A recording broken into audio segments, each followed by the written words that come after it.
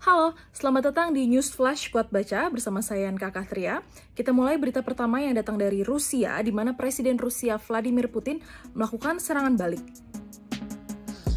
Perusahaan kargo terbesar Rusia, Volga Nepper Group, menangguhkan semua penerbangan yang menggunakan pesawat Boeing karena sanksi blok barat. Sanksi tersebut seiring dengan kebijakan Amerika Serikat yang memutuskan pasokan sebagian besar pesawat dan suku cadang Boeing ke Rusia.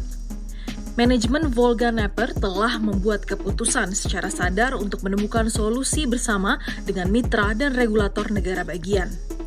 Sebelumnya, Presiden Vladimir Putin juga telah mengeluarkan edaran khusus yang membuatnya bisa menyita pesawat milik maskapai asing di dalam negerinya.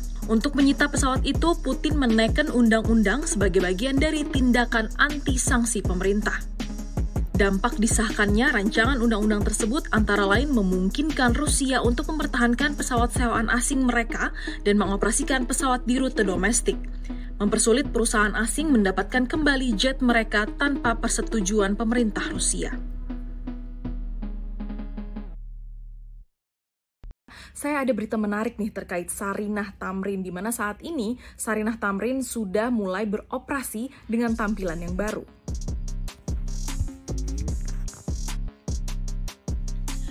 Pusat perbelanjaan Sarinah yang terletak di Jalan MH Tamrin, Jakarta Pusat akan kembali beroperasi dengan tampilan baru. Dengan bangga, mereka mempersembahkan hashtag Transformasi Sarinah, sebuah gerakan konkret atas pengembangan dan dukungan terhadap brand lokal untuk mewujudkan kebangkitan ekonomi kerakyatan. Dengan tema Community Mall, Sarinah memiliki tujuan dan harapan baru, yaitu menjadi tempat berkumpul anak muda dan komunitas, banyak tempat untuk bersuah foto, memperkenalkan bangunan yang syarat akan sejarah, menjadi ruang kreativitas bagi masyarakat, tempat untuk menunjukkan produk dalam negeri, membangun semangat lokalitas, dan juga memberi panggung bagi karya unggulan khas Nusantara. Berita berikutnya datang dari Cina, yaitu pesawat Boeing buatan Amerika Serikat dengan bendera Eastern Airlines jatuh di Cina. Pesawat Eastern Airlines menukik vertikal saat menabrak lereng gunung di Cina. Pesawat Boeing 737 berusia 6 tahun yang dioperasikan oleh China Eastern ini membawa 133 penumpang. Kecelakaan ini terjadi tak lama setelah Volga Nepper Group, perusahaan kargo terbesar Rusia, menangguhkan semua penerbangan pesawat buatan Amerika Serikat tersebut. Penangguhan itu dilakukan karena Amerika Serikat memutus pasokan sebagian besar pesawat dan suku cadang Boeing ke Rusia. Penyebab jatuhnya pesawat masih dalam penyelidikan.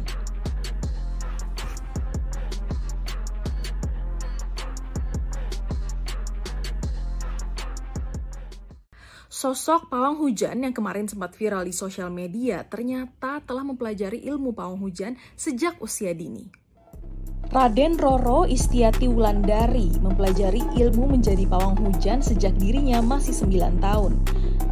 Dalam beraksi, Rara, sapa anak kerapnya, kerap membawa alat khusus seperti mangkok emas untuk meredakan hujan. Sesekali dia juga berhenti sambil membacakan mantra. Pada saat ritual, dirinya tidak boleh merasa lapar. Dan Rara pun memutuskan untuk tidak menikah dan juga tidak memakan daging hewan berkaki 4. Rara adalah pawang hujan yang sudah malang melintang di pentas dan acara-acara nasional.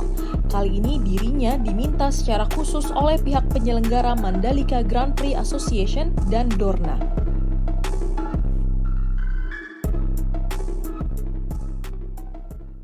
Berita menarik datang dari Asian Development Bank yang setuju untuk membantu pembangunan ibu kota negara baru di Kalimantan Timur. Asian Development Bank atau ADB akan membantu pembangunan proyek ibu kota baru atau ibu kota negara di Kalimantan Timur yang bernilai 32 miliar US dollar atau setara dengan 458,9 triliun. ADB juga akan ikut serta dalam perancangan desain kota baru, Nusantara.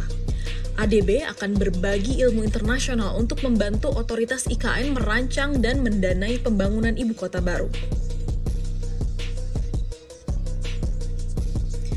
Di sisi lain, SoftBank mengurungkan niat menjadi calon investor dan gantinya SoftBank akan mengalihkan investasi mereka ke Sumatera Barat dan akan tetap mendukung pengembangan perusahaan rintisan atau startup di Indonesia.